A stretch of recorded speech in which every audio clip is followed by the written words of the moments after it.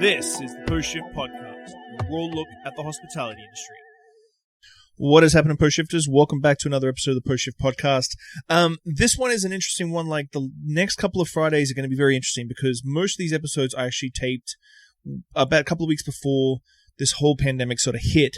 And so I've been trying to go back, like last week with Daniela, to try and get a perspective post this interview. This big long podcast is actually a State of the Union panel discussion between myself, Brant Porter from Veneto, Siegel from Pagliacci's, and Peter Zambri from Zambris. And this happened about 5 or 6 days before the lockdown started happening.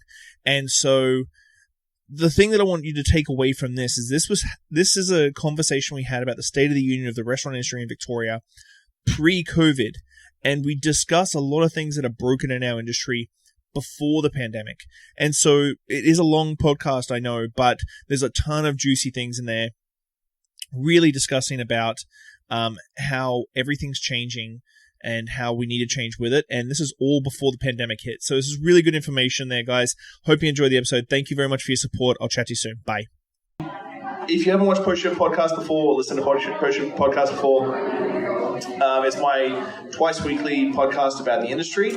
And so today I want to do sort of a Victoria State of the Union restaurant scene from a couple of people that I hold up as peers, especially. Everybody on the panel is all my peers. So I'll let you guys go ahead and introduce yourselves. I'm Peter Zambri. I have a restaurant in Victoria called Zambris. How long have you been in the game for? 20 years. Here, 20 years, yeah. It has to be longer than 20 years. 20 years. We just had our 20th anniversary on October the 18th. Zambris been going for 20 years. 20 years, yeah. Congratulations. How long have you been in the industry for? 11 years in one location and now just over 9 in the other location. And how long have you been in the game for? Me personally? Yeah. We're going to get personal. You're exposing me here, eh? That's why I was like, I wasn't going to let you get away with saying 20 years for Zambris. I'm like, you're much older. About 35 years. So, Peter's old. I'm Solomon Siegel. Yeah, he is. He's got very nice shoes, and he looks better than me. So, not nearly as smart though. Beautiful shoes. I'm not nearly as smart as you are. But just you guys just go a bit. Me and Peter are just gonna. We're gonna hug it out. We're gonna hug it out. Let's go right yet. I know. So Shawn turned off my mic. I didn't turn off my mic. Yeah. Saul, who are you? Hello? Oh, there, see? There we go. Okay, there we go. Hi, my name's Solomon Siegel. I am an owner and general manager of Pagliacci's here in Victoria. Opened since 1979. Yeah, I know. You're saying I'm old. Yeah. It opened before I was born. I started behind the bar when I came up to my dad's knee and started doing shifts on my own. I started working in the restaurant industry when I was 12 and been doing it ever since, pretty much. Come on, Gavin. My name is Brant Porter. Oh, wow. Where was our round of applause? And I'm a young man trying his best. You've been doing this for a fair while, though. Like, the reason why I wanted you on this panel is that you're in the same sort of boat as Soul, not in, like, age-wise, but starting out in the game. Not landlord, but thank you. I appreciate that. Starting out in the game, and, like, you're the oldest young person, I think, in the industry right now. That's very nice, thank you. I manage Veneto Ristorante, which was formerly Veneto Tap Lounge in the Hotel Rialto. I think it was yesterday or the day before was my 2-year anniversary there, which is nice. That's quick. I've been in restaurants since I was 11, which wasn't that long ago. Yeah. Yeah, literally last year. Yeah, that's me. Where? Can you hear me? My cousins, Ek and A, owned a Thai restaurant called Sabai Thai in Sydney and Langford. And my mom helped them open it and helped them manage it. And I was the only child in need of serious learning. So they stuck me there. You're from here. I'm from here. Okay. I'm from Victoria. And so, for me, like, I don't usually get time to tell my backstory, but I've been in the industry for 22 years this year, and in Victoria for 14 of those. Been very lucky enough that I've gone from working at Moxie's to meeting people like Solomon and Peter and hiring Brant back in the day when he was a little kid. 20. You weren't that. Were you younger than that? 20? Probably just turned 20. So September. And as of the end of last year, I've opened 13 restaurants in 6 years. I think this is my record now. Wow. 13 restaurants in 6 years. How are they all doing? Oh, you're saying it. All right, everyone, You're saying a tone. But really, with this chat, I really wanted to make it about. I want to sort of start light and breezy, like most of my podcasts, where we talk about where the industry's come. The good thing with Soule being in the industry for as long as he has with Pagliacci's, he's seen the evolution from a 40-year-old family restaurant to now. I think Pete's got some great insights on the big changes from Zambris new space, because it was very, very different.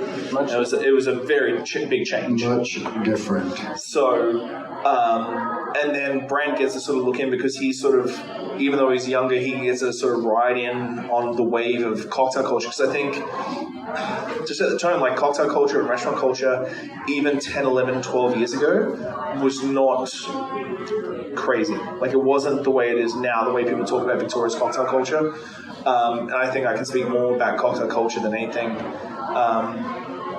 But from the time, so you've been like really tight with your father since like obviously day one, and he wasn't sure about me for the first couple of years. But then when I was around 8, he started to warm up to me and include me in the inner circle. But Pete, I think this question's for you. Like, how have you seen the restaurant industry change in the last 20 years? Because I think when you open Zambris in the new space, Victoria's cocktail culture, 9 years ago, was really starting to become mature and like starting to grow.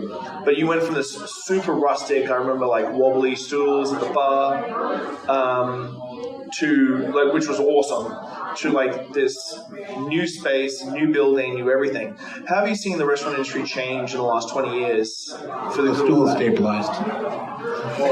It's changed completely.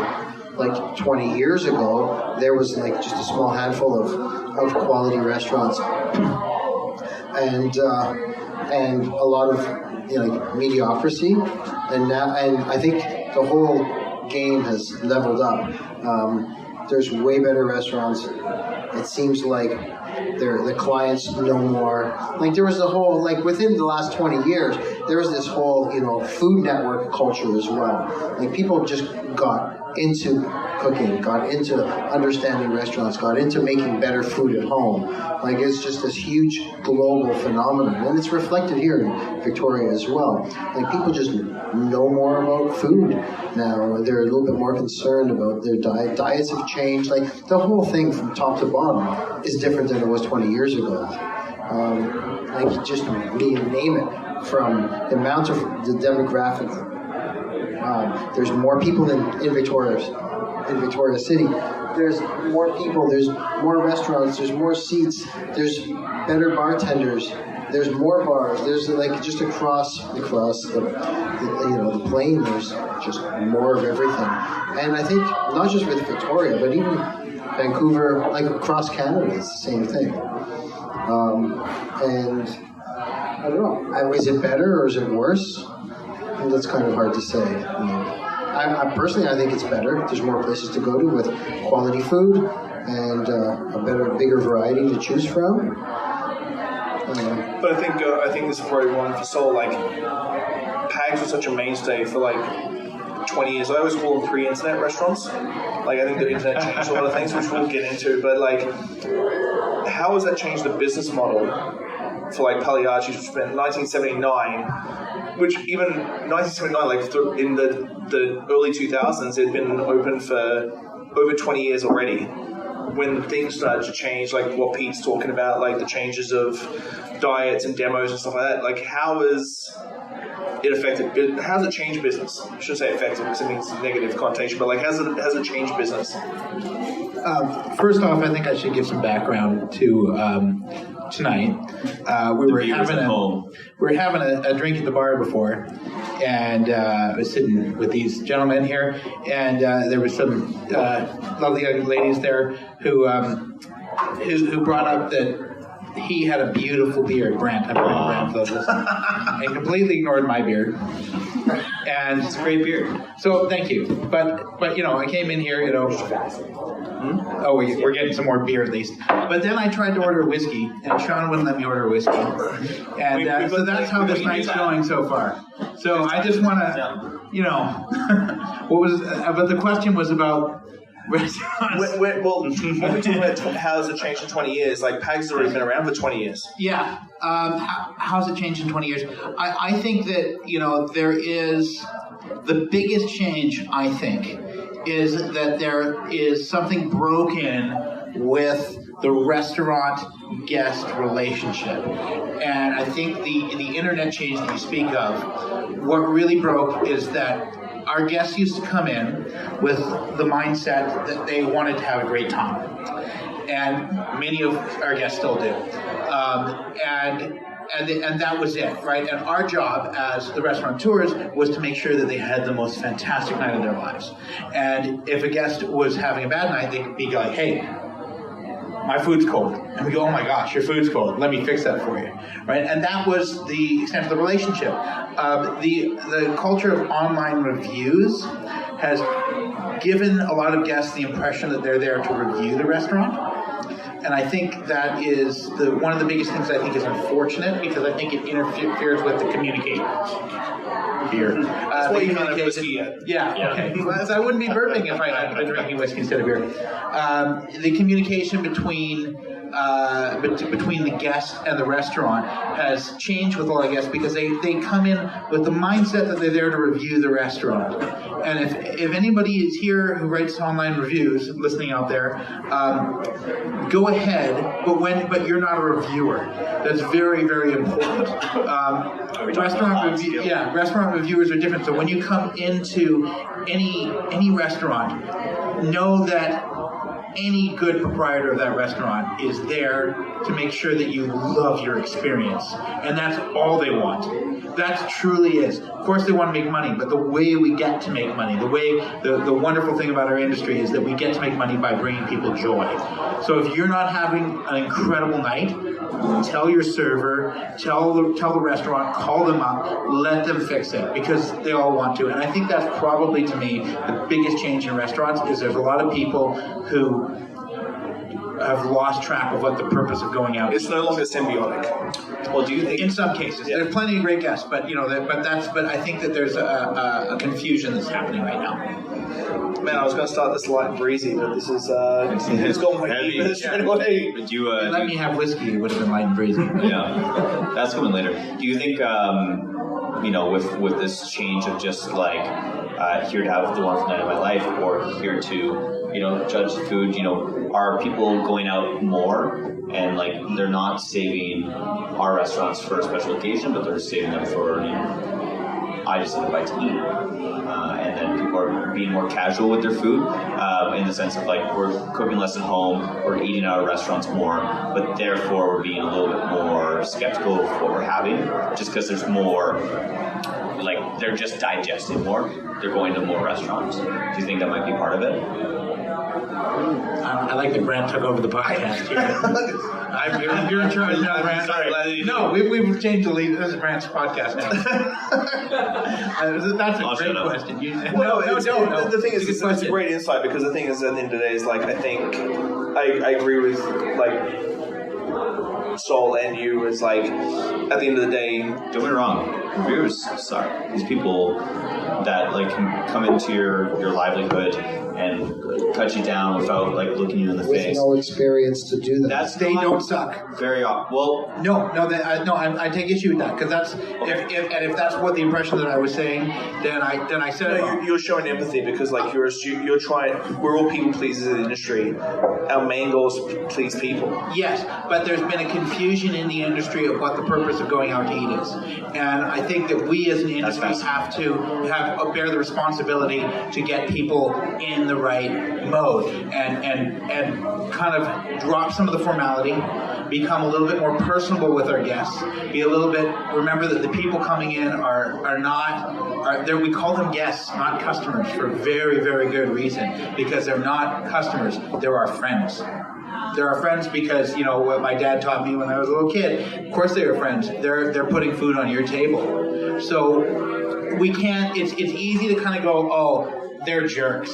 But it's not that they're jerks, it's the communication is broken down, and we start becoming more, I look at all my bad reviews, and I really try and when I see them, I just pretend that someone's written me an email, and I try to respond to it like that, because otherwise it will hurt my feelings. You're more of a man than I am. Do you like your reviews, Pete?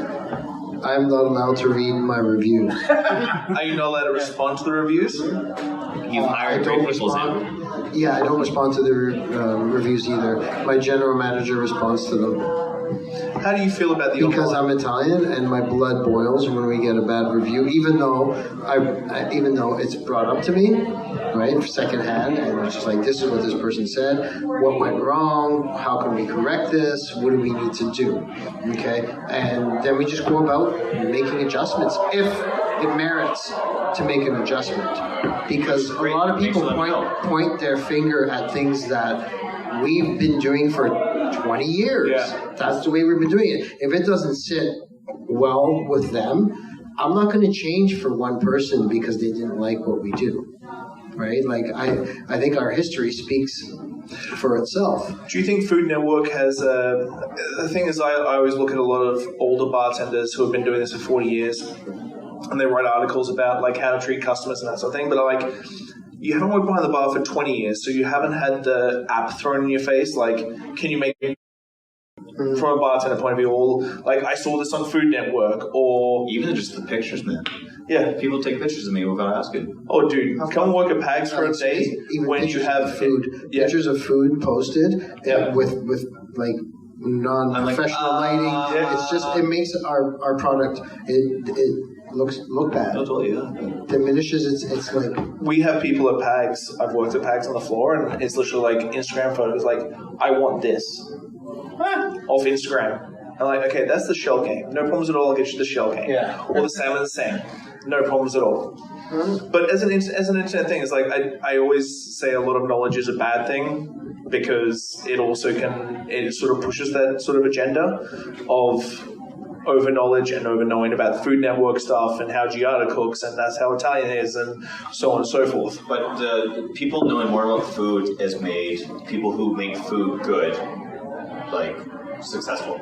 And so the fact that, like, when like people are obsessed with, let's say, Food Network, and they know how to cook for themselves, they know this, they go to Zambris and they're just like, this is really good, and they start to know why, and they're able to speak that language, you know. And I think restaurants, I do believe restaurant culture is growing because people understand, like, this is a big deal.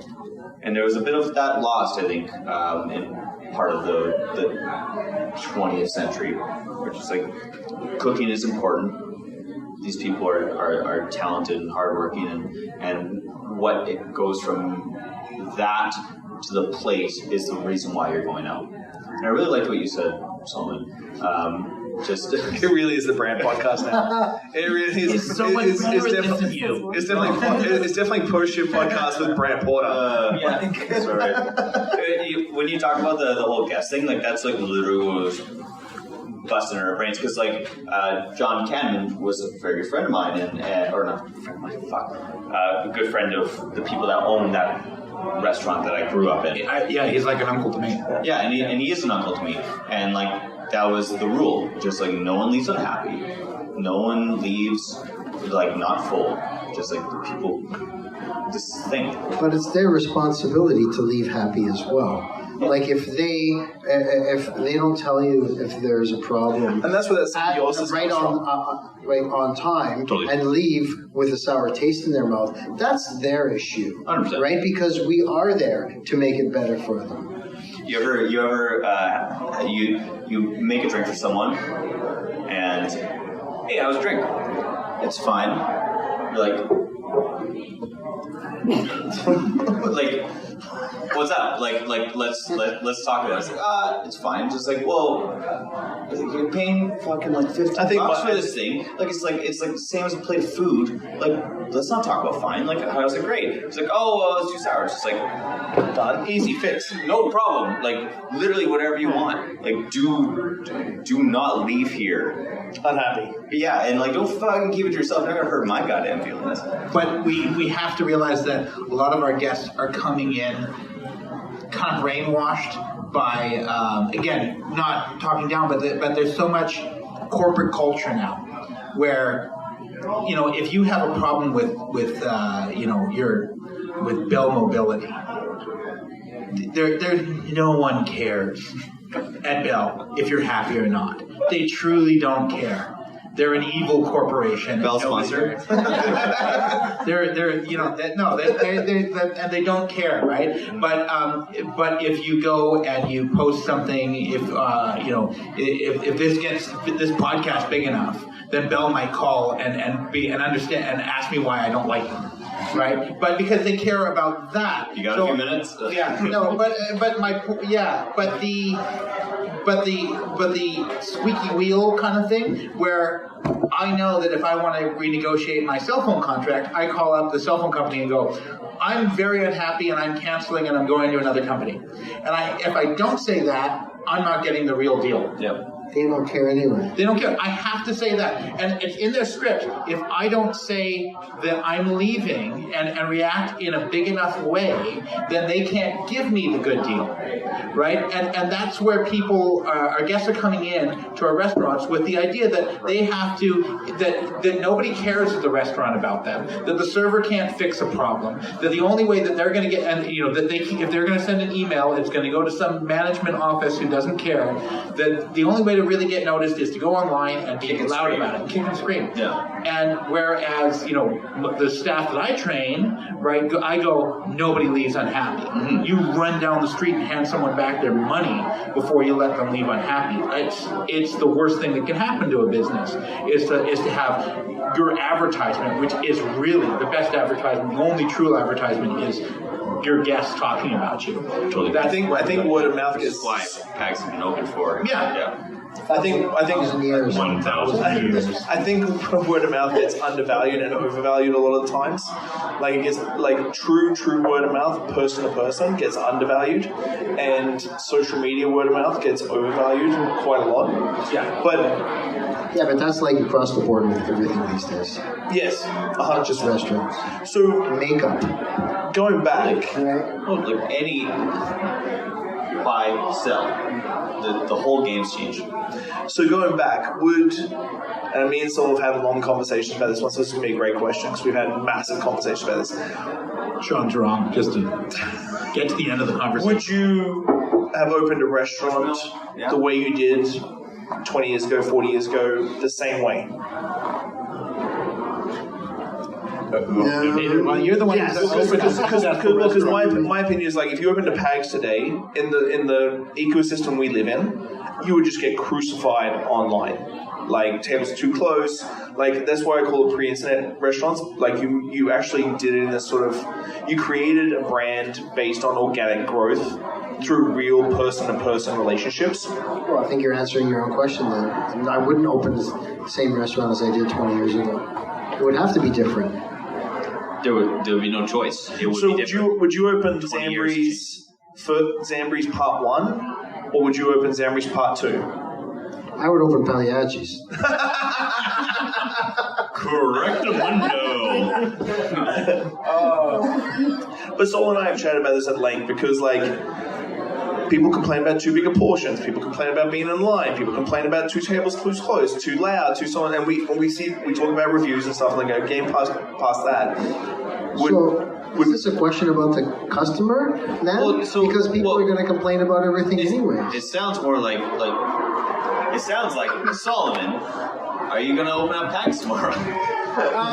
Well, I mean, it's kind of an impossible question, right? Because there's, obviously I wasn't there at the beginning of opening Pagliacci's, and I have to go by, the stories that I heard, right? And I mean, and there was certain aspects that were a pretty different reality of the day, right? Which, in Victoria, nobody had a functional espresso machine.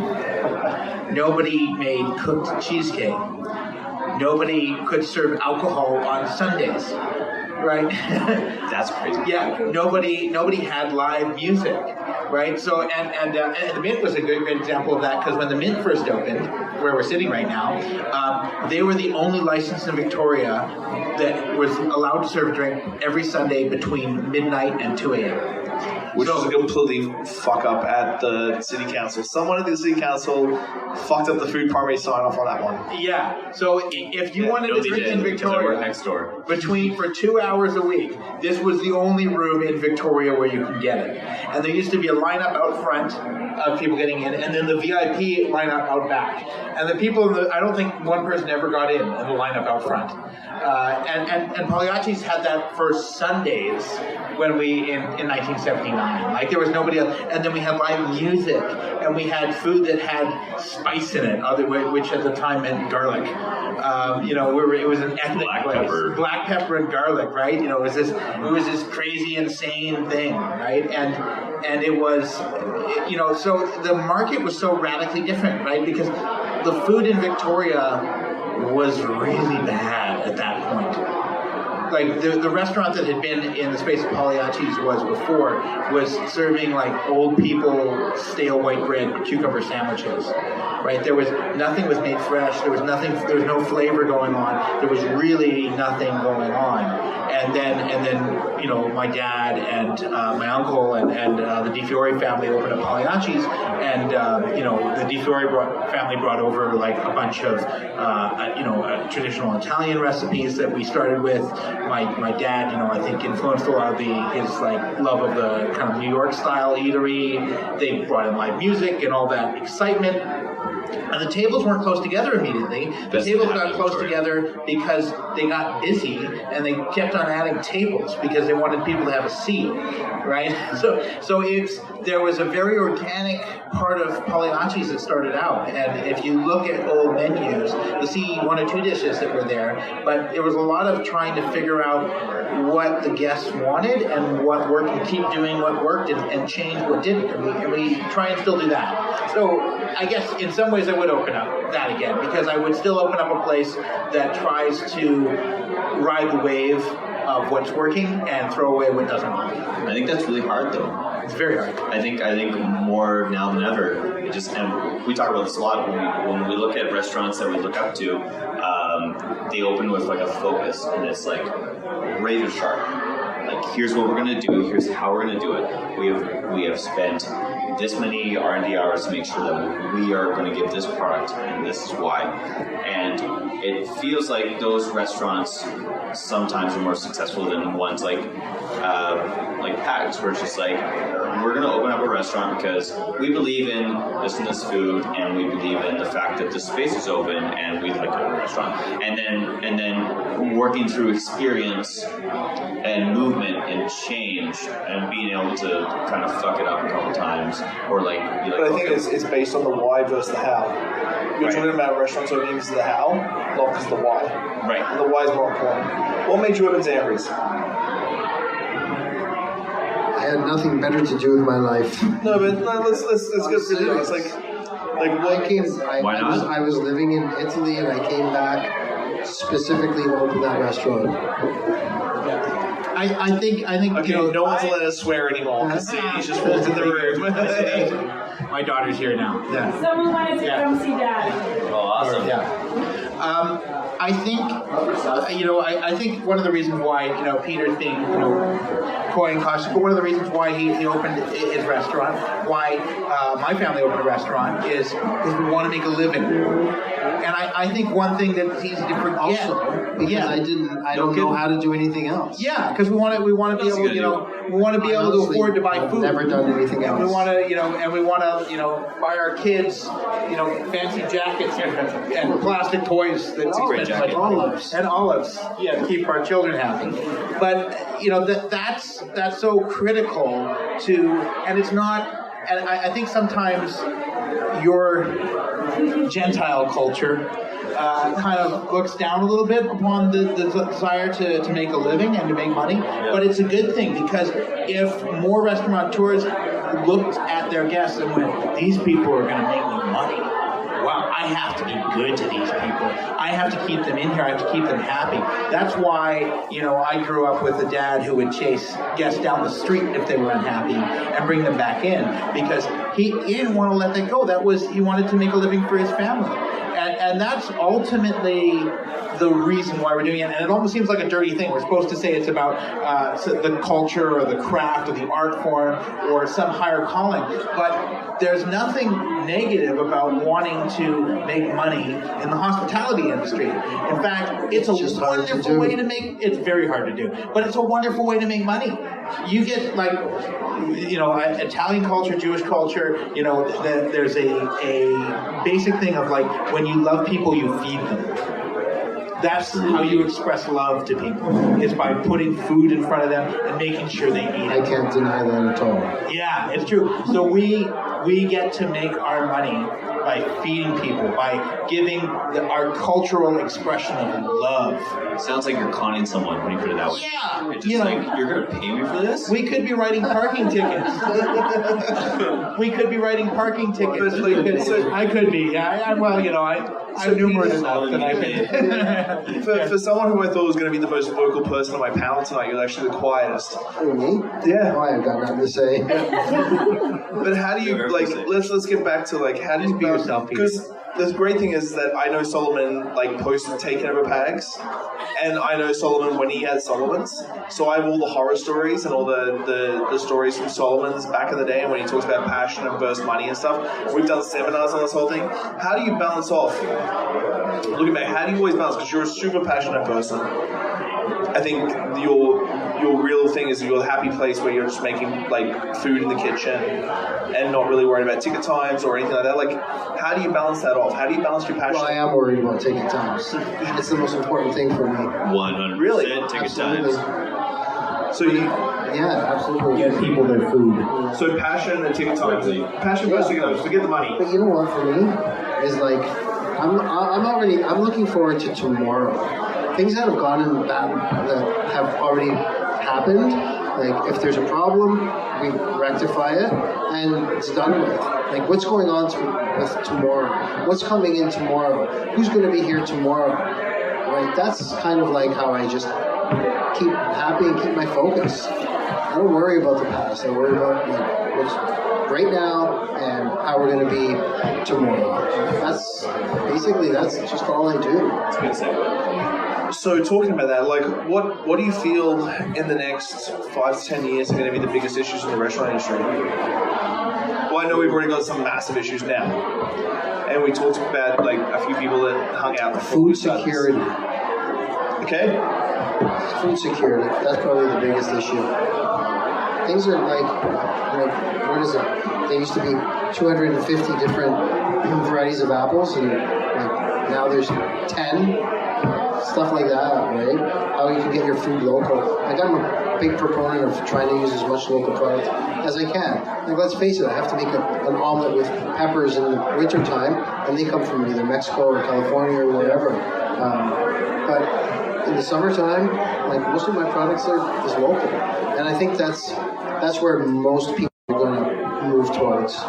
Even larger restaurants. Do you think that's going to be a slow progression where people start thinking about doing I think everybody already has. Do you think it's everybody though? Well, it's in most people's minds. Whether or not they proceed in that direction is. Well, I I think that again it goes a little bit back to the internet and social media and stuff like that. Like, of course, it's in everybody's minds, but people are still going to buy bananas every single week. Well, we have to. So, like, or avocados, or well, no, but they're not overly thinking about where their food's coming from. They're still going to Market on Yates and picking up XYZ, and like people are far more conscious than they've ever been about their eating habits. But for Word of me, mouth. it's going back to, is that just the little bubble that we live in? Or like, 100%. yes. Overall, Like, is that just Yes. because everything Like, let's face it, the fact is that it's still a small demographic of people that actually get it. Or a small demographic with a small demographic. But I think we live in Canada. everything, small population. the social media algorithms play towards what we search for and what we look up and what we read. Yeah. So we get all this great things about cocktail culture, about wine culture, about food culture, all this sort of shit. It all comes like bursting in through our iPhones when we're going to bed at night. But really on the macro, if you go to the grocery store, people actually like picking the organic stuff. Are people actually going, when you're at the local liquor store, are people actually like picking up bottles of like local Amaro and BC spirits and like that sort of thing? Or are people still walking out with Lucky and freaking Mickey's of, sorry, I'm swearing with the kid, with Mickey's of vodka and Lucky in the room? Sorry, Sadie. I'd like to take a moment at this time to thank our sponsor, Soylent Green. Soylent Green, it's people. But I'm just curious, like, I think Peter's Are correct. you not cooking people yet? What do you do with the dishwashers when you're done with them? they get sent out in tags. The dishwashers are a whole different breed. Yeah, we'll turn off the mics and talk about this. So we're talking about food sovereignty, and I think a lot of the issues that we're seeing in the hospitality industry, whether it be living wage, which is increasing aggressively quite a lot every year in That's the BC. reckoning. MSP. You missed what? MSP. MSP. Which is no longer, now we have the employee health tax, which is you guys really pay for that. it's very much impacting small restaurants because restaurants have larger payrolls than similar size businesses in other sectors. Yeah, it's just like, oh, great, MSP disappeared. Like, no, I'm just paying for it. For you. Well, I think that's one of the biggest confusions out there for guests too. That it's a very difficult thing for restaurateurs to try and communicate. That the high costs of running a restaurant, it's extremely challenging, right? Because we've all seen the complaints of being too expensive. Yes. And we all look at our prices and we go, geez, I gotta raise it by 50 cents here because I gotta be able to make a living. And most good restaurants, if you have a 10% profit margin, that means if for every $10 you make $1 of actual profit, you're running a well-run restaurant. There's plenty of restaurants that are doing far worse than that. And I think that is one of these huge communication challenges, especially when there's a lot of corporate restaurants who bulk buy the worst quality products to feed to their guests and cut corners wherever they can. And where small restaurants, where I think we just can't do that and like hurt our souls.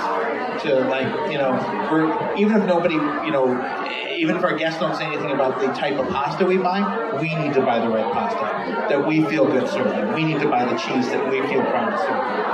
And then the big corporate ones, they're buying the cheapest cheese and the cheapest pastas, and you might not recognize it as a guest, but that's why they can kind of get away with the pricing the way they do it.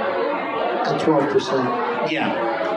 Or 15. Yeah, and they're making better percentages on that pricing too. So outside the food sovereignty, sort of like, I think food sovereignty is definitely a higher level sort of issue that we have to deal with. Like talking coming down to food costs and stuff like that. Like food costs not getting cheaper. Never.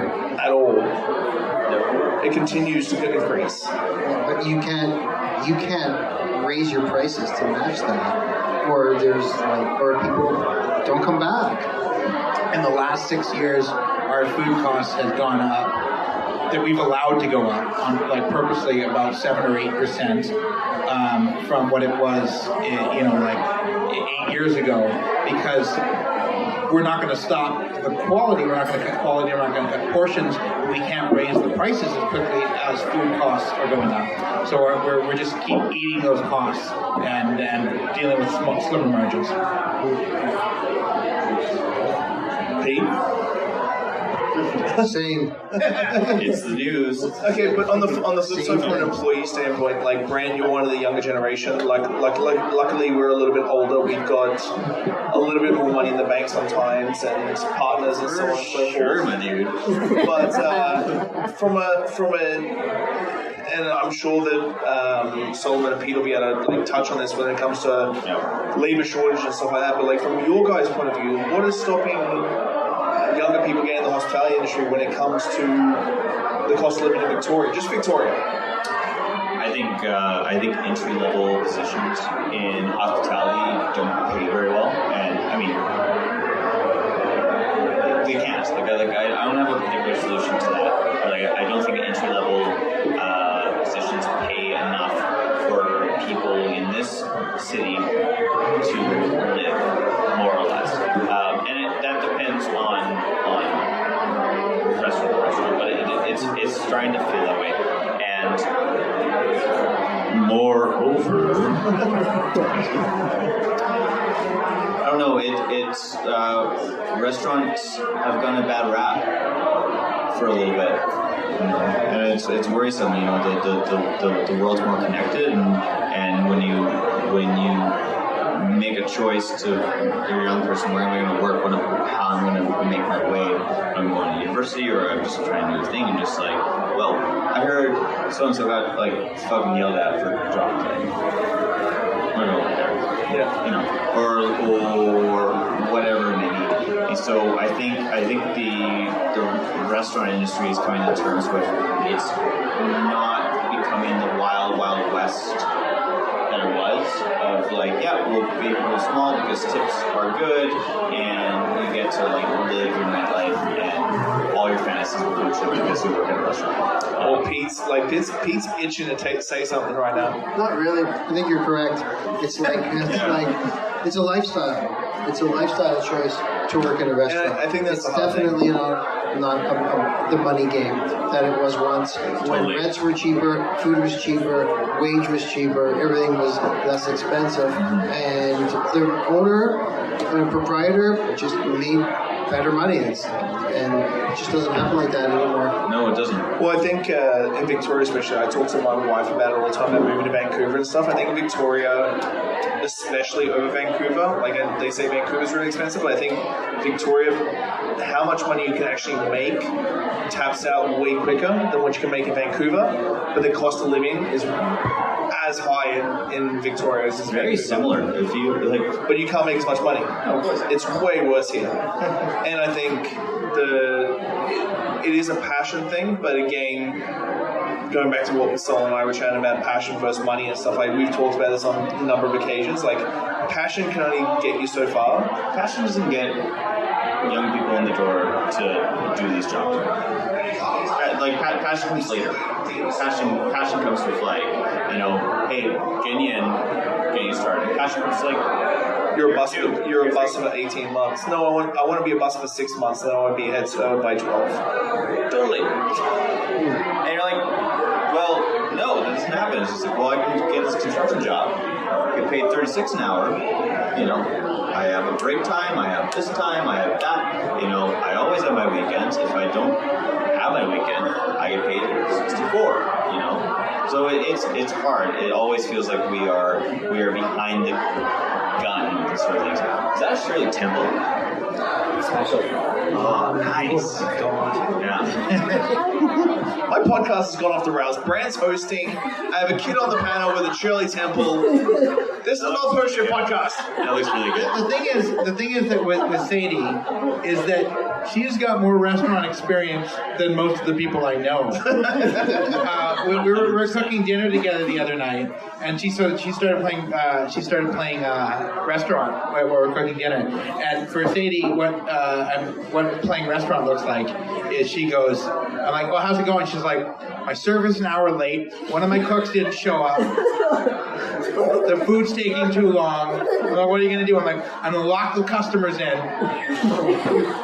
so they can't get out until we feed them.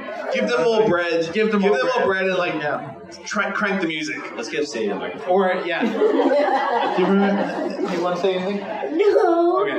So I do want to get to a Q&A section. Oh, one other good Sadie story because she's here is so we were in a local restaurant having dinner together, but really early. So there was it was too early for the restaurant to be busy. Well, maybe. Yeah. We'll see. Shawn wants some other stuff. Wants to. So we're sitting there. We're sitting there in the restaurant. It hasn't picked up for dinner yet. It's slow. There's maybe a couple other tables, and she looks over and goes, "Dad." And I go, "What is it?" Like, look over there. I'm like, "What am I looking at?" There's one person sitting at a table for 4. You have to do something. And she was like, guys. Yeah. She was like, she understood. She was like, move them. Get them. So if all Sadie was actually Peter Zambri. Yeah.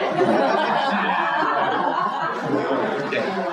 So let's go to a personal level because I want to actually talk about way more stuff than this because we didn't even touch on cocktail culture in Victoria because that was a big one for me, but that's completely out of sorts now. You always cut me short. Hey? You always cut me short. You don't want to hear the truth, Shawn. You don't want to hear what I have to say. The truth. I was just about to give you props for the reason that we have cocktail culture in Victoria is you. And that's on camera. That's on a live feed here that your dad's probably live feeding and watching at the same time and on tape. So my father just for another before the show mishap. My dad. I thought when Shawn said live that this was going to be a live broadcast thing. It is a live broadcast. Well, it is. You guys are all here. It's live. Yeah. Peter's just left. Bye, Peter. Thanks for stopping by. I was literally about to start tying it off, Pete, but now I have to wait for you to come back and pee. Don't I have to pee as well, Pete. Well, Peter so Zambri actually, left while the all building. 3 of us here, we can do a quick story about cocktail culture in Victoria. Don't interrupt me. No promises. So, Solomon opened up Solomon's in 2008. 2008, Solomon opened up Solomon's. It was the cocktail bar in Victoria, the very first one. I took over Clive's in 2009. And the big one I want to talk about, because I just got something this last week, but it's only been 10 years since we took over Clive's. So it's only been 11 years since. Oh, you got something. He is... Lifetime Achievement Award! That means you need to die this year. Congratulations, son. Thank you. You deserve it. But we talk about cocktail, and we're very lucky in Victoria now that we have this sort of very vibrant, going back to food culture and wine culture and cocktail culture. We're not lucky. You guys made it. No, we are lucky because the thing is it takes perseverance and patience and a lot of downs and ups and that sort of thing. I laugh when I talk to youngsters who work at Clive's now and say, "So, you guys have been quiet?" "Oh, yeah, it's so quiet." I'm like, "Well, when I first took over Clive's, the first 18 months on a Saturday night, I bring out $120 with just me on the floor and walk with $25 in my pocket. And I did that for 18 months straight." They're like, "Excuse me, what?" That was Clive's for the first 18 months. And Solomon's wasn't much better. There was some really great nights, but there was nights when I'd walk in there, it was just me and Sol on a Sunday. There was one night when that was literally it the entire night. It was just me and Sol. It may have been the most depressing night of my life. And it was me and you. It was me and you. How was that depressing? So it was me and Sol, and Sol had picked up all these books from cocktail community. We were what's your Martinez? We were literally geeking out hard. We were going through old cocktail books and figuring out old recipes and stuff. But the cocktail culture now is so vibrant, and everybody who's here is sort of really lucky enough to be able to experience that. Excuse me, sir, this is a private event. I think you're looking for the table in the back. The staff party in the back, I think that's you. So I want to tie this up because I want to do Q&A, but on a personal level, I'm going to start with you, Brant, because you're the youngest. Thanks. On a personal level, how do you feel about the next 2 years? I think it's personal and career-wise. How do you feel about the next 2 years being in Victoria? How do you see it transpiring? Oh man, I don't know. I think you're kind of silly to put yourself in a place where you're like, here are my next 2 years. I thought you were calling me silly, and I was just like, excuse me, dude, it's my fucking podcast. You've taken over the whole fucking thing. It's my podcast. It's a podcast. It's silly. just figure it out. It's fine. Can we have a vote to see whose podcast? I think it's hands up if it's Brant's podcast. Hey, it's Brant's podcast now. Sorry, Shawn. Fuck you. Thank you. Thank you, Siegel. Can you hug Shawn for me? Oh, sorry, Sadie. No. No, please, We'll hug. Okay, thank you. No, just give me a 2-year introspective look. So I think Peter said very well. It's just like, I'm not looking back, I'm always kind of looking forward. But also, like, I think you're kind of just like looking at, like, day to day. What I hope when I think about Victorian cocktail culture is that I hope we start to integrate, you know, our general kind of like population clientele. I think cocktails are kind of this like weird, cool, bougie thing, and they cost a lot of money, and they're this like fine sort of thing. And I really see it more and more, and I look at places like the Drake, where just like there's like a bunch of young people having pints of beer at 3 a.m. You want to make the pie bigger. They don't know. They wouldn't do that. What was that? There's no 3 a.m. though, right? Oh, sorry, 3 p.m. Sorry. Yeah. I mean, 3 a.m. would be really great. But I think what needs to happen is more accessibility for all of us, and that's going to make the pie bigger. And that's where I see that going. One thing that was really cool, and Solomon did it and you did it, was just like no more cosmopolitans. Like, can't use cranberry. We're not going to do Cosmos anymore. And then Soul said no to olives. The devil's testicles. And you're wrong. And you're you haven't heard this story? Yeah. Oh, okay. Well, we're gonna do bloopers after this. There's so many great stories. So no Cosmos for like 2-3 years, and then people just drink more and more cocktails, and then it's just like, do you want a Cosmo? Absolutely. Like, I'd love to make you a Cosmo because you're asking for a cocktail, not a beer or not a wine. And then so like we're able to do it. It's easier. Espresso, same thing happened. Cafe Fantastico opened up, and they were like, espresso. Hey, do you have tea? No. Leave. Espresso. And then now they have an enterprise, and so that's happened with cocktails, and like that also has happened with food. And now things are being more inclusive, and that's what I want to see. But I also think we have to always go back to zero. We have to go back to the very beginning and like educate more clientele coming up on how we should do it. Which is easy because clientele are checked in. That's an easy part, you know. And a lot of the problems is that they're too checked in. They know too much, and so you can't go to the table and lie anymore. When did you do that to start with? This industry is 80% bullshit, 20% skill, Pete. Come right? on.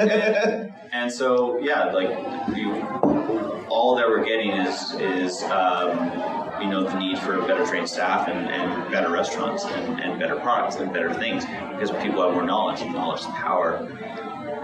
I'd like to clarify something. The devil's testicles. I love olives. Okay, let me preface this one. Let me preface this one. In the start of any culture, I think there's always going to be someone who puts their foot down and is like, no, this is the way we should be doing it. And Sash Petresky in New York did it. A lot of people have done it. You were right to do it. But no, I would have a career because you did that. But Soul also started it as well. It's like, there's a certain point where you're like, this is not ingrained as great customer service. You have to always preface with the fact that you always want to give a customer what they want. No, sorry. You don't give a customer what they want, you always give a customer what they need. And they may not need, they think that they may want a Cosmopolitan, but they really should try a Clover Club or an Aviation or these like cocktails that you're trying to push. And that sort of, it starts the seed. And I always look back at Clive's and Soul's to a degree. And there was plenty of times where in my route of trying to be a people pleaser and trying to keep everybody happy, you'd go home going, oh, I just should have done that better. And I banned cranberry juice at Clive's. Like, for a long time. Fuck cranberry juice. No cranberry juice. Because if we couldn't get proper cranberry juice, you don't get a Cosmopolitan. My Cosmopolitans, by the way, are fucking gangster. I make the fucking best Cosmos ever. But I remember Jeffrey Morgenfeller calling you out. On my aviation? For the Cosmo. Yeah, fuck him. But at the end of the day... What do you have to clarify? But I think he's getting it. But at the end of the day, I always look back and it's like, if you can have an aviation at the marina, if you can have an aviation, there's always going to be someone who's going to be the root. Who people like pick on, think they're an arsehole and that sort of thing. And I've always been okay with that moniker. It took me a long time to be okay with that. But there's always a point where you're like, you know what? If you have the opportunity, someone actually has a cool cocktail as an aviation or a Clover Club, it's something like that. I think while food is a little bit different, Pete did it with certain pastas. Like, you have to do this pasta this way because this is the traditional way of doing pasta. You should try this first. If you don't like it, you're never going to win over everybody. Is there an example, Peter, of a dish that? Don't do Peter. Solomon's got his mic ready. I just wanted to. So what I did, to be specific, was what everybody does, which is to choose certain products that you're going to stock and certain products you're not going to stock. Mm-hmm. And if you base there's kind of a bias that happens in restaurants where someone comes in and goes, do you have Budweiser? And you go, I don't have Budweiser. And they go, wow, oh yeah, that's a drag. So then you go and get Budweiser. The next day they go, do you have Coors? And they're like, oh, I don't have Coors. And then you go, oh, okay, now you got Coors. And like, oh, do you have Labatt's? And pretty soon you've stocked all the completely pedestrian beers that everyone knows the name of, and you have no interesting beers. So your menu is just like everybody else's, and you have nothing unique about it. Mm-hmm. You have to be careful to not do that when you're building a menu because you can't have every product under the sun. So I made a conscious attempt to stock different products for the menu, and I never said no to a cocktail that I could do, but I just couldn't do certain cocktails because I didn't stock certain products. I didn't have olives in any cocktail. So I didn't stock bar olives, right? And I didn't go to and obviously and there's that. And to be fair, there was a certain amount of evangelicalism that's in me about cocktails and martinis and stuff, where I discovered the truth of how to make a great martini, and I want to spread that to the world to a certain extent. So there certainly was that part of it, and I think that there always is going to have to be a push and a pull in any sort of culture where we get to the point where there's restaurants that are going, there's no salt on the table and we refuse to give you ketchup and to that level, and then you inevitably are going to have the pushback to the other side where people are like, yeah, of course there's salt on the table. You want ketchup on your pasta? Sure, have ketchup on your pasta. It's not my food anymore. See, this is the one great thing is that this is Soule's like sugar-coated version of his Walter Solomon's, and then I remember it way differently. So Soule's is like do do do do do, and then mine's like rah. And I feel like mine's more. Can you explain that again, please? Say that one more time. Let's say that one more time. Yeah. Soule's is do do do do, and then my version's rah. Get up in the bar and kick everybody out at 9 o'clock. I never kicked anybody out. Are you sure about that? The liquor board came in because I came out at 3 a.m. I waited for a drink for an hour once. Oh! Get out your Put them on the table. So did I. Been waiting all night for that. I take back everything I said about your nice shoes. So I loved your things. Yeah, thank you. You were my best customer. So Pete, for the next 2 to 3 years. Yeah. Because you Pete, for the next 2 to 3 years for you, what's next? Maintain. Just maintain. Keep going forward. Right? Just honestly, like I wasn't expecting this from you. You've said the most prolific things today. Huh? Really? Yes. I think I have a few surprises up my sleeve. No, I honestly You'll see. Everybody's gonna. I do have a few surprises up my sleeve that everybody's going to. No, even for me, like I talk about it all the time. Like you're like not remembering tomorrow and just pushing forward to tomorrow. Like forgetting about yesterday, what happened yesterday. I think it's a really hard thing for hospitality people to do, because I think ingrained deep down, regardless of the bravado, the egos, the obnoxiousness, everything like that, like we're people pleasers deep down inside. So when we read reviews or get a bad comment or anything like that, it really hurts us deep down inside, because we don't get in this industry and we talk about money and also, but it really is passion, and it's about the incessant need to please absolutely every single person that comes through our door. We want to treat everybody like our very best friend and give them the best experience ever. So when anything sort of goes sideways, it always just like gut punches us. Like, you know, like you see those like memes. Oh, I see it every day. Hey? You see it every day. We all see it every day. There's issues and problems that go on every single day. It's the way that you deal with them that separates like the men and the boys. But was this the girls and the ladies? Yeah. The people and the older people. Yes, exactly. Thank you for politically correct. But was this can't be a new thing. This can't be an old thing for you. This is Put people in the box of That's people. what you do. That's just what you got to do. You just have you always been this way? Yeah, of course. No, but really, like, let's be legit. Yeah. Well, I flip out and get upset and pull my hair out and rant and rave and stab my feet on the floor and you have a couple of cocktails, go to bed, you wake up the next morning, you're ready to rock and roll. Ready to go. Every day, ready to go. Wake up, ready to go. Next day, what's going on? I wish I could be like you. Yeah, man. Your feet hurt if you stomp too much. What's that? Your feet hurt if you stomp too much. Yeah, exactly. You find a way to stomp less, right? What's that? He's got beautiful shoes on. He is great. You know, you walk into the day, no matter what time, 5 in the morning or 8 o'clock, whenever your kind of shift starts, with this bright, really like outlook, and you're going to make everything as good as you possibly can. And then a lot of times you go to bed and you finish the night and you're like, oh, shit, that was horrible. And then the next morning you wake up and you do it all again. It was funny. I want a Peter Zambri soundtrack in my head. I want to wake up every morning with like sunshine, lovely drops, and rainbows and everything. And I want to wake up like that. I'm not kidding you. Not a Norwegian death metal band in my head when I wake up. Like, One of the Saul, you mentioned you went to a bar in Napa. this is my podcast, dude. We voted. It's not your podcast anymore. It's not your podcast. Brant is the captain now. I am the captain now. Oh, and you like mentioned that you had a bartender that like sort of sucked, and yeah, and it's like when you know, I always wonder, like, was that bartender invested in the property, or was he just like a guy who like clocked in and out? Because I know me having different roles and like different concerns. Sometimes when I'm across the bar, I'm not my best because I'm always looking at the light, or I'm looking at the music, or I'm just like worried about like what's happening outside with cops, or you know what's going on plumbing downstairs. And so I always make sure that I am like counterparty with someone like Mike, or like one of our team members, whether it's Raven or it's Garrett or it's whomever, who's just like, this is your golden shining angel.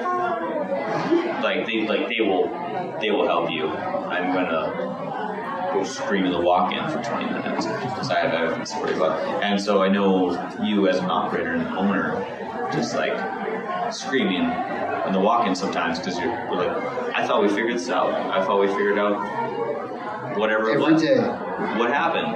Every day. Yeah. And so it's like you do your best to not make that front-facing. Yeah. Well, one of the things is, I mean, being as this is a bartending podcast, Sure. at its core, and I think the thing that attracted me most to bartending probably is that it really is front of house. You're an actor, right? And it doesn't mean that being an actor doesn't mean you're being fake. It means that you're playing a role, that you're putting on your stage makeup, that like regardless of what's going on in your life, your job is to go out there and spread joy and happiness and give and be the center of the party and keep it going, right? Yeah, it's time to shine, right? And being a bartender, you have a little bit of the chef thing in you, where you're working with your hands and you have to create and do stuff, but you have to keep up the facade of being on stage the whole time. Earlier you mentioned about taking pictures, and I was going to be like, I didn't get it at the time, but I'm like, gee, that's part of the gig. You're goofy at Disneyland, man. Yeah.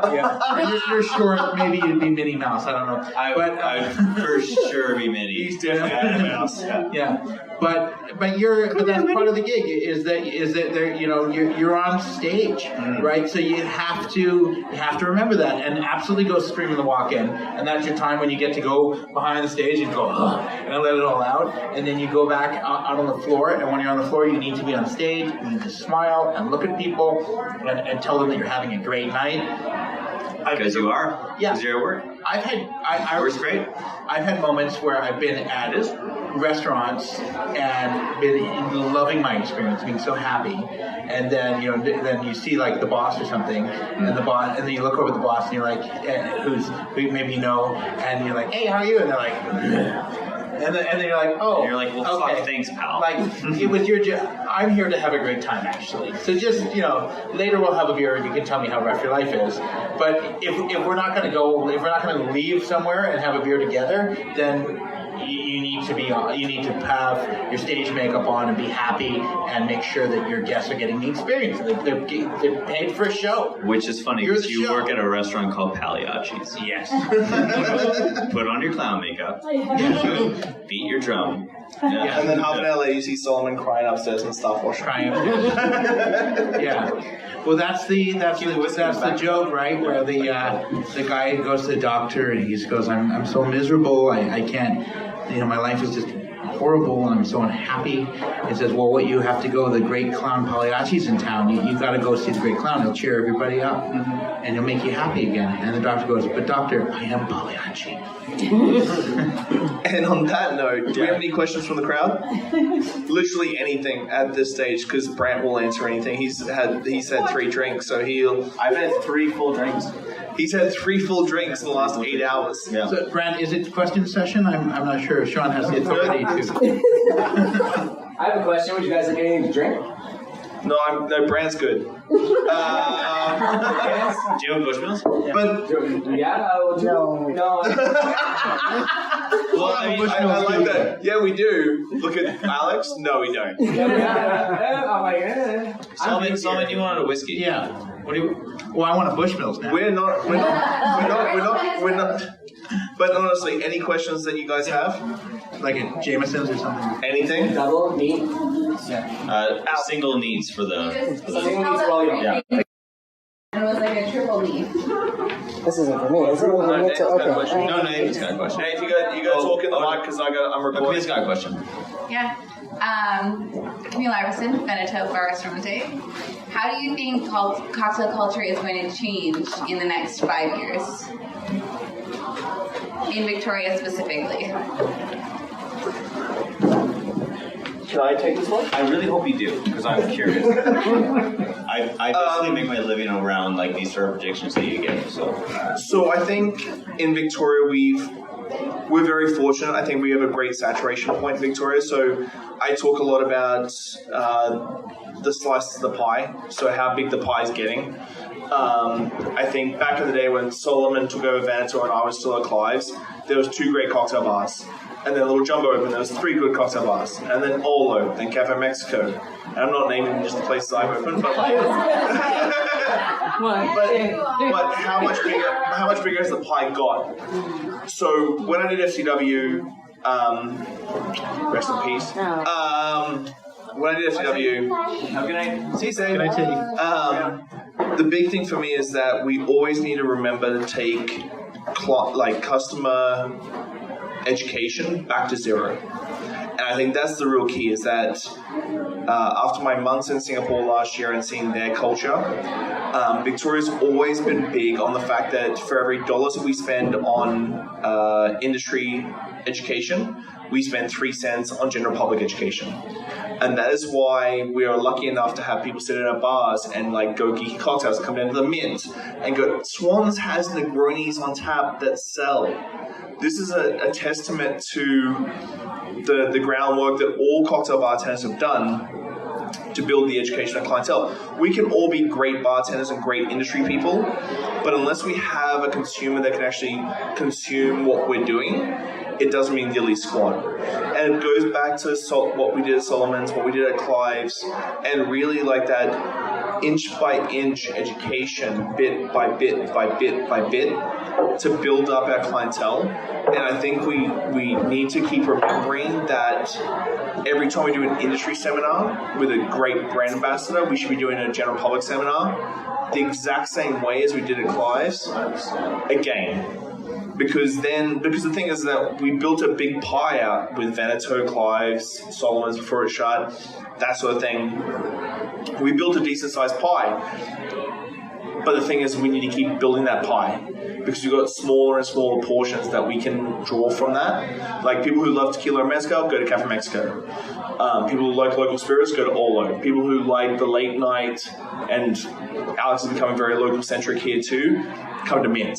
And so how do we keep building on that clientele and keep building it? Like everybody raves about Singapore, and I love Singapore. I'd live there if I was single, but I would say 0.5% of the market actually gets cocktails, which is scary when there's 5.5 million people in the country. Everybody's saying Singapore is the new cocktail capital of the world, but only 0.5 of the market actually gets what they're doing. That's a scary scenario to be in because the bubble's going to burst, and then where does everybody sit?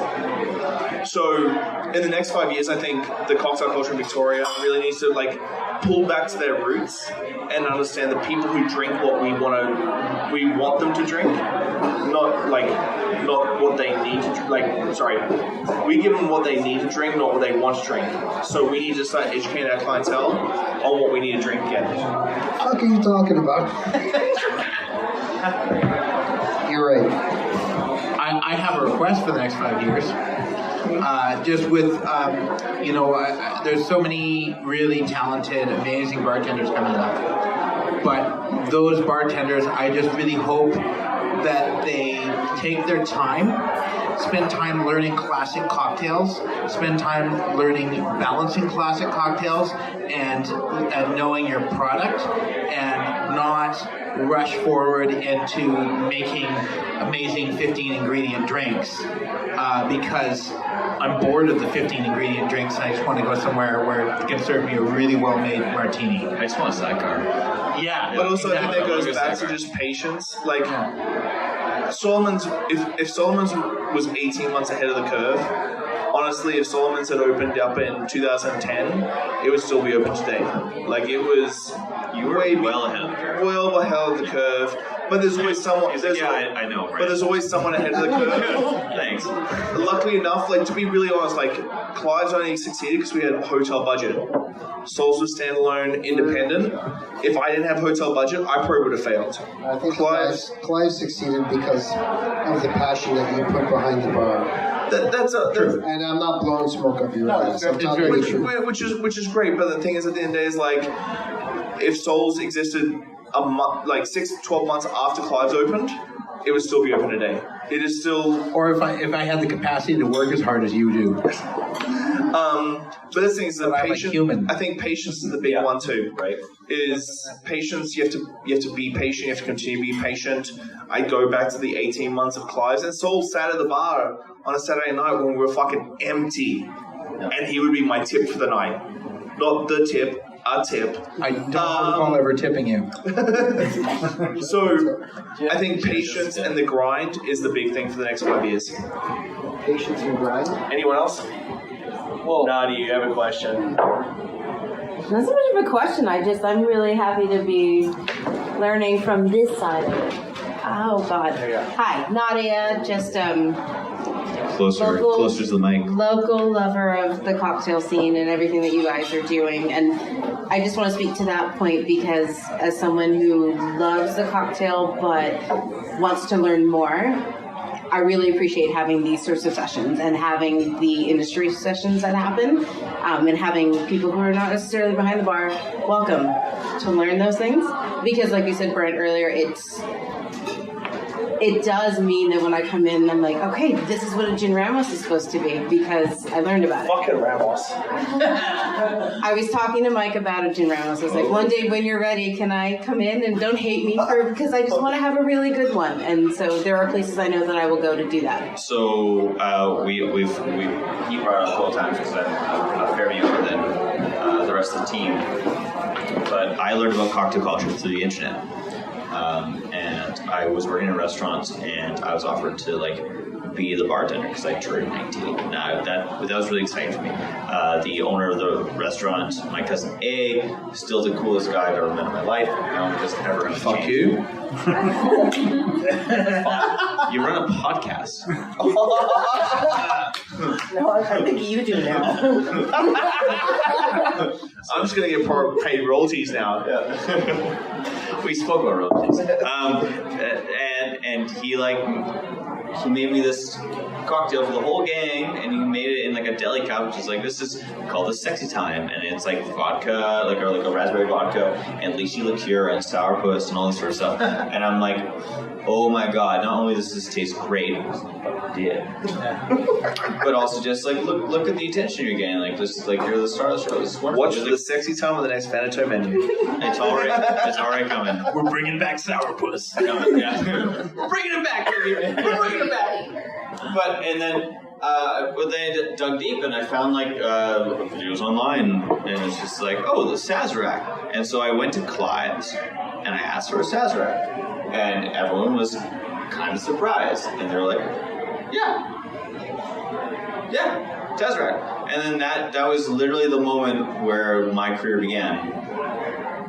And it was the space for me to be able to say, hey, I want to try something new. And Shawn and Nate being here's something new. Here's a place to be comfortable. And now it's whatever it was, 7 years later. I have a career. We're continuing to build culture. We're creating other jobs for other people. And it just came from the ability to kind of say yes. I think it's wonderful. And so for you to say, Mike, just make your Ramos, and he's like, yeah, no problem. I want to make you a Ramos. And Saul would say the same thing. It's just yeah, I'm gonna make you a Jack Rose. Yeah, fuck, no problem. I'm gonna make you the tuxedo number 2, or and all of these things build up to a bigger culture. And I just don't think we ever should forget that end of the culture, and I think it's always building out the baseline and making the baseline longer. I think good bartenders should ultimately be more excited about making you a great Sazerac than anything. That's more that's how I think when you come to the bar and go hey, make me a Sazerac, the appropriate response to bartenders. I really want to make you a Sazerac. Yeah. I'm more excited for the Sazerac order than You got this right. Yeah, I got it. Just giving up. I'll walking away. I'll put the USB in the I thought you had more fight in you, Shawn. I thought you had more fight. Now that Shawn's gone. Now that Shawn's gone. We've taken over the podcast. I thought that was because you mentioned this guy in Napa, and I know that feeling of going to a bar and sorry, Napa guy, you're looking at us. He's on this live stream. Oh. And he probably hi. Yeah. It was just your bar decorum sucked, and it wasn't fun going to your bar. But I also part of me is just when someone comes to the bar and it's just the most interesting, cool thing ever. I'm just have you had a Sazerac before? Peter, do you have an Italian staple that is that for you? Is a very small amount of ingredients, and it's still the best thing you've ever put in your mouth. Probably the spaghetti that I Spaghetti and meatballs with spaghetti with chili peppers and oil and butter, and that's it. Or tagliatelle with sage butter, that one as well. Yeah. It can't be more simple. Yeah. Sage, butter, salt, pepper, tiny little bit of broth, and the pasta. Like it's like making a martini in a way. Yeah. Like how many ingredients does a martini have? I mean, 2 to 3. There you go. Maybe 4 if you include ice to stir it. Which isn't ice like our heat Exactly. in the kitchen? I believe so. I think I learned that from Solomon, actually. Yeah. Yeah. I have a question for Peter. If someone came in and asked for spaghetti and meatballs, I'll do it for him. you do it for them, okay? Yeah, of course. Okay, I'm just interested. If he can make a cosmopolitan, Yeah, I you can make spaghetti and all meatballs, right. That's the I always remember. As long as you got meatballs. Good to Yeah, know. I got them all the time. Yeah, right. I have them all the time. You got to make your clients happy. I remember. That's Like they ask for that, you have to have it on the menu. we mentioned profit. Yeah.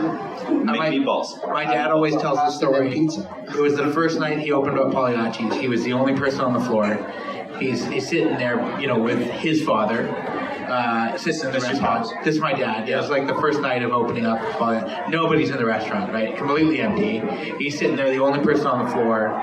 With his dad there, sitting, waiting on him, and party 8 came into the restaurant, and like you go to 0 to 8, right? You're like, we made the night, right? This is it, right? And they came in and they went, "Do you have spaghetti and meatballs?"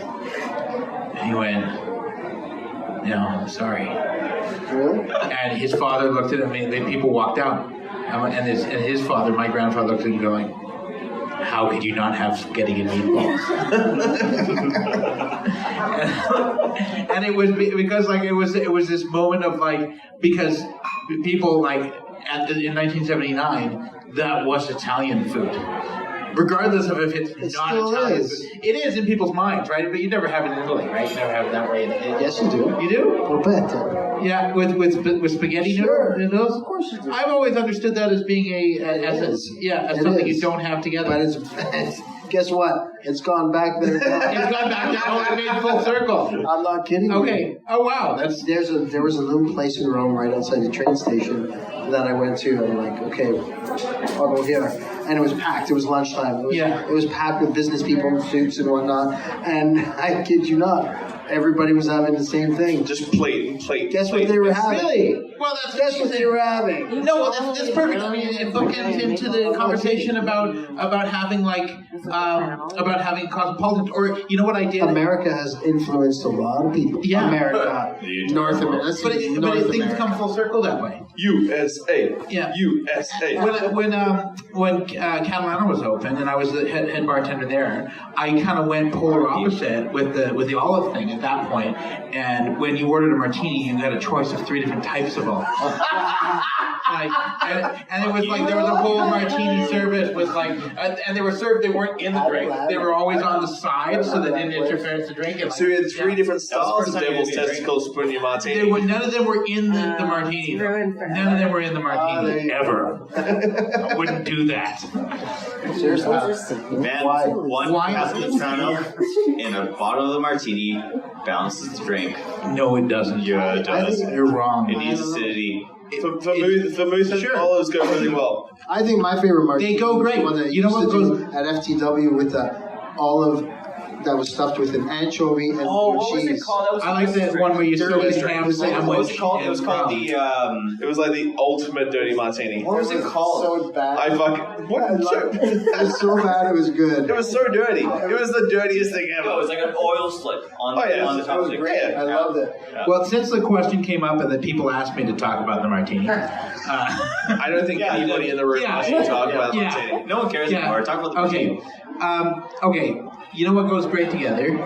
Bordeaux and steak. Right? Go wonderful. Of course. Yeah. So next time you come in, I'll chop up the steak and put it in your glass of wine.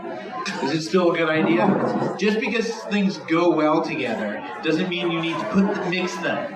Right? So olives are great next to a martini. But the martini itself is a very, very delicate drink.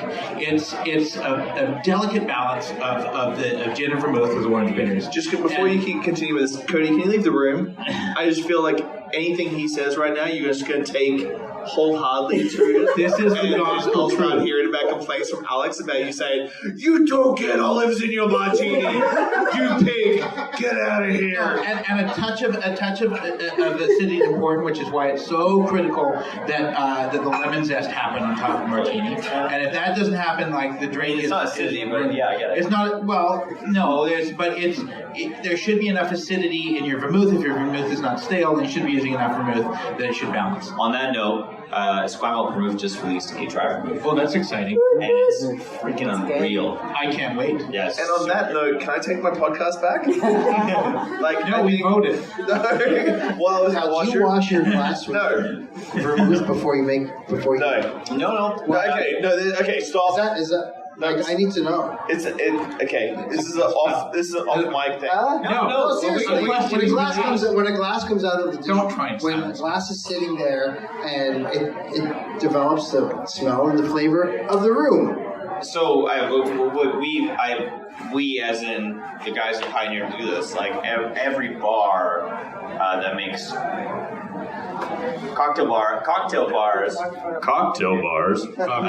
They have like the Belgian beer sprays, and so like typically you would rinse out that glass before you put it in, so you have a clean glass. Or previously frozen glass. Yeah, well, which was rinsed. It smells like the fridge. Well, your freezer shouldn't be having a bar freezer shouldn't have funky stuff in it because it's only glass. It will still smell like freezer if you are not careful, but it should smell only like the freezer, not the fucking meat or the cheese or whatever. And yeah, just 2 ounces of gin. I love Shawn. He's just sitting there. He's just like, hey, when's Shawn, it my turn to? Shawn, what's your martini spec? Ounce and a half of gin, 3/4 ounce of vermouth. Ounce and a half of gin? Yeah. You're cheating. You're cheating people out, man. 2-1. What? I taught him that. 2-1. You do an ounce and a half of gin? Yeah. 3/4 ounce of vermouth. Small coupe. Nice wash line. All you kids in these small coupes in the fucking high wash lines. The martini is a very delicate drink. Look, Nathan's agreeing with me. 2 higher wash lines in those small coupes, right, Nathan? So you have a 5.5 ounce glass. Okay. You do 2 ounces of gin and a half ounce vermouth, and you get up to about 5 ounces. That's 1 to 4. No. You're wrong. No, I'm not. Yeah, you are. Oh, I love this shit. I love it. The small amount of gin is important because if you like go back and look at some old movies, like watch The Thin Man. I've definitely cut this into 2 podcasts. I'm literally going to do a podcast just on the martini. Don't you? And everybody arguing, and then just another podcast and everything else we've been talking about. Okay, so going back to Casablanca, the reason why 2-to-1 works is that it's not old school, heavy on the vermouth, light the gin, and it's not new school, heavy on the gin, light the vermouth. Wait, so it's right in the middle. So you said 1.5 to 3/4. Yeah. So what's 2-to-1? Yeah, no 2-1. But what's the size of the drink? Manhattan's the same. No, Manhattan is 2 ounces of fucking whiskey and one of that. Or it is a big drink. Usually what we do at the bar is actually I want. And how tall is your wash line? It's just below the top. Just below. That's not a wash line. That's to the top. No, just below the top. That's not. No, a wash line should be below. That's how spills happen. Thank you. And that's how we get ants. That's how people get pregnant. That's how we get ants. That's how we get ants. I think 50 mils and 25 mils. I'll talk about that. Like that. Which is the same thing. No, it's ounce and a half, 3 1/4 is that's 5 mils less. It's 10 whole mils. It's 2 teaspoons less liquor. Hey, something amazing happened. You're 2 teaspoons less than a man. Something amazing just happened, guys. Hey, something just amazing happened. This is the first time in my entire career I've been bored by a conversation about bartenders. Okay, on that note, we need to tie this off. Firstly, seeing that when he says that, tie it off, charging that much for an ounce out of gin. Okay, the drink is supposed to be small because you're supposed to have many of them. And seeing that when he gets bored with conversations, we've had fights in New Orleans and other places where people have walked away from us and stopped talking to us for the night. I understand how they feel now. Pretend like that's like not a regular occurrence. It happens all the time. Thank you everybody for coming. I really appreciate this. This was a nice live podcast that we streamed, which makes no sense at all. What is the difference between live and streaming live? Dude, we go to concerts together. You know what the difference between live and streaming live is. I'm glad you streamed it. Well, is Yeah, my Saturday phone's Night always Live dead. not Saturday Night Live unless you go to the studio? Next time. But thank you very much for coming, guys. Philosophical question. We're done. Thank you for having me. We're done. Thanks for listening, Pose Shifters. I hope you enjoyed that episode. I really enjoy sitting down with friends and peers and just chatting about the industry and getting down to the nuts and bolts of what's really going on out there. Make sure you like, subscribe, comment, everything on all the platforms. Just hit it up and I'll do my best to answer any queries or questions you have. I'll see you next week, guys. Bye.